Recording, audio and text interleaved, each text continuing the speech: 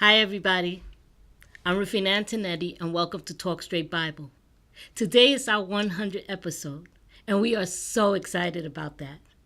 The number 100 is very significant in the Bible.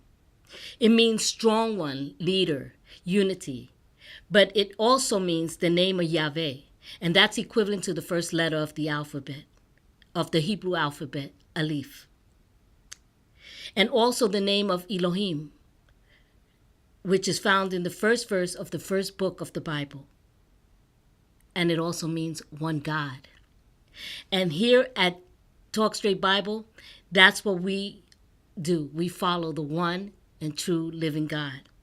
We want to just say thank you so much for being a big part of this ministry and for watching and sharing these Bible nuggets. There are so many things that we could be following today, but you have decided to follow God and His Word.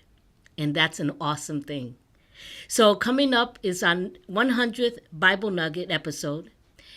And we're going to continue with Psalms 119, verse 22. Gimel. God bless you.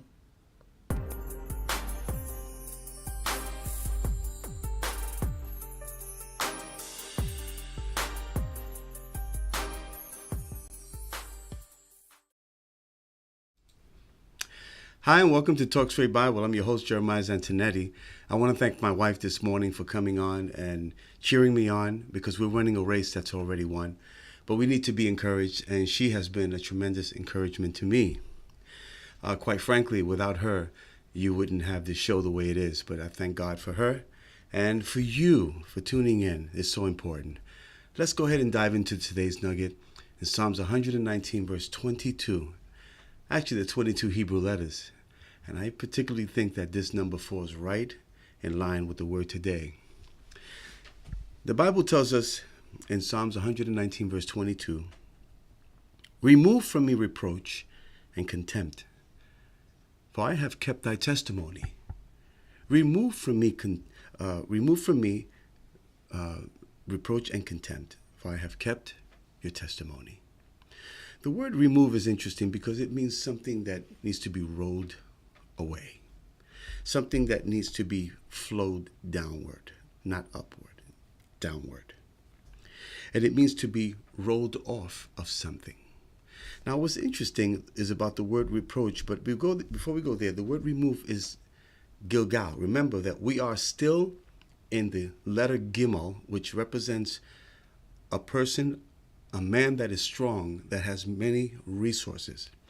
Particularly Gimel, because you know that every Hebrew letter has a picture. We did Aleph, which represents an ox, strong. We did Bet, which represents a house. And now we're in Gimel, which represents a camel. A camel is a very powerful animal, especially in the desert. It can survive. And so here, Gimel represents a person that has many camels, many livestock, a lot of money. So here, Gilal, watch here. Gilal, it represents to roll away. Now, he opens up with the Gimel, and Gimel means to roll away. That means that the person who's doing this has enough resources to do something.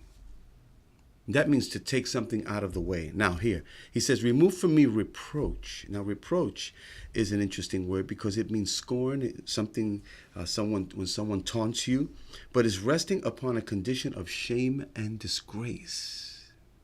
Now, I want to take you to a particular part of the Bible in the book of Joshua that's going to illustrate this perfectly. Now, because of the children of Israel, when they came out of Egypt, they were disobedient in the sense that they did not believe the good report that Joshua and Caleb brought after they went into the land to spy it. There were 12 that went in. 2 came out with a good report saying, we can take these giants. We can take the land.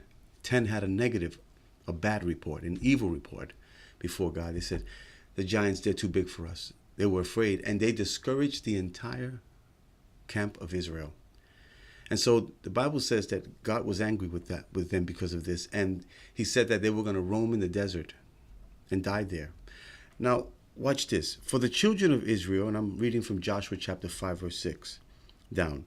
For the children of Israel walked 40 years in the desert till all the people that were men of war, which came out of Egypt, were consumed, because they obeyed not the voice of the Lord, unto whom the Lord sware that he would not show them the land which the Lord, listen to this, which the Lord sware unto the fathers, that he would give us a land that flowed with milk and honey. God gave a promise even to Abraham about a land flowing with milk and honey, and because of their unbelief, they didn't go in. And then it says in verse 7, and their children, whom he raised up in their stead, them Joshua circumcised, for they were uncircumcised because they had not circumcised them by the way.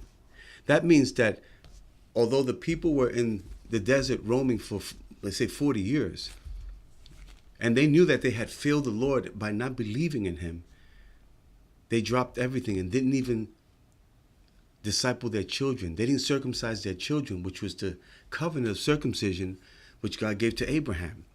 So sometimes we got to be careful. If we fail on the way, let us not give this failure to our children, because we're bringing upon them a negative report, an evil report, and a reproach that will follow them for the rest of their lives.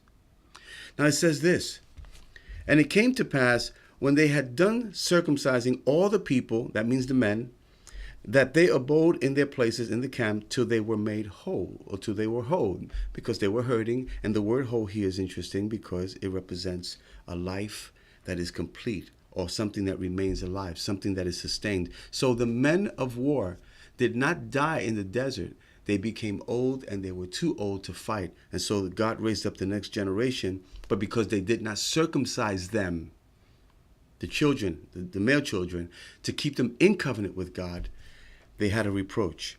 Now it says, and the Lord said unto Joshua, this day have I rolled away the reproach of Egypt from off you.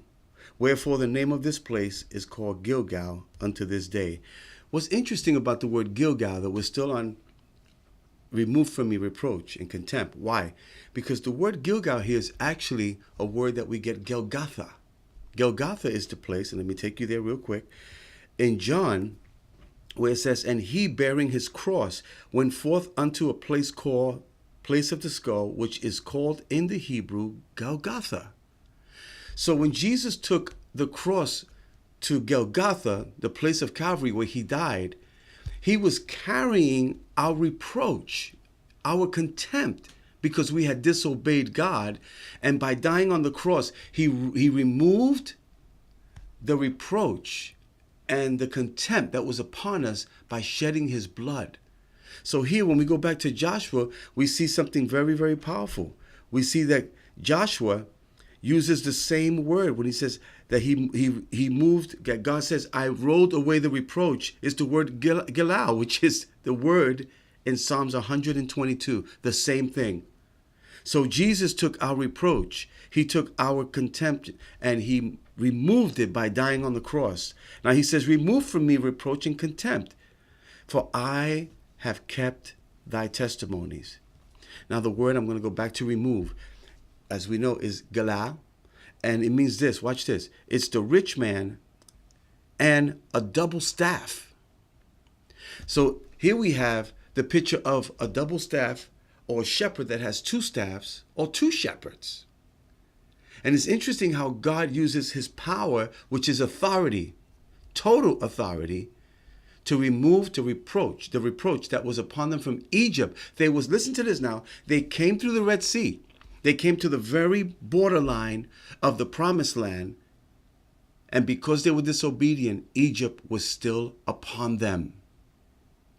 That is a great picture of Christians, that although you come to the Lord, and I believe in Jesus. Oh yeah, I believe in Jesus. I go to church. But are you still carrying the reproach of Egypt?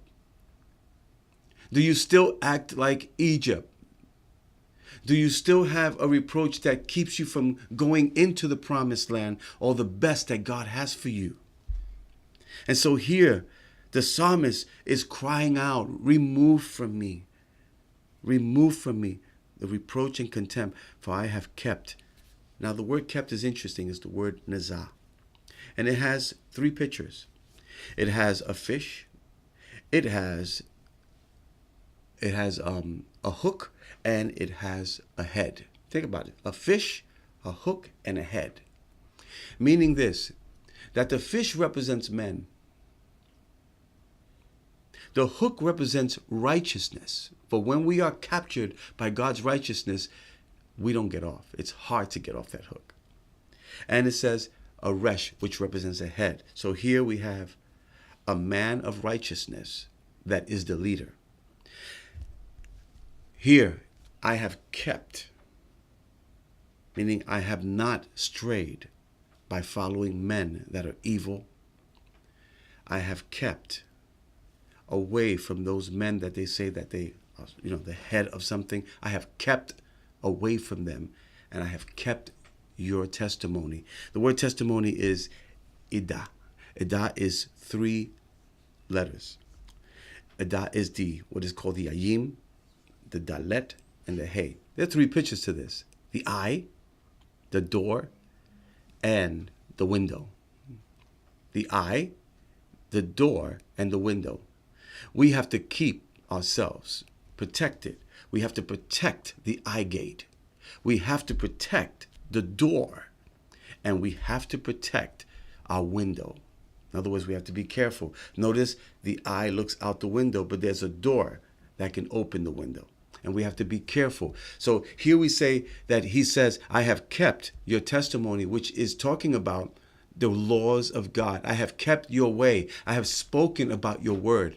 I have spoken about what you have done. I have not removed myself from that. I have kept it. I have protected. Now, again, the word kept here means to watch, to guard, to preserve from danger, to keep as a secret, to keep a block.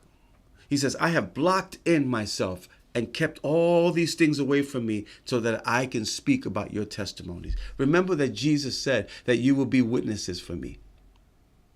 And being a witness, that means that we die to ourselves and we live for the glory of God. God bless you. Have a wonderful spirit-filled day. And remember, Lord, this is our prayer.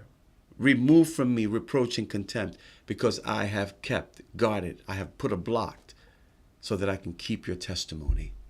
Your testimony is all you have, for we overcame him, the devil, by the word, by the blood of the Lamb, and by the word of our testimony. Have a wonderful spirit-filled day. God bless.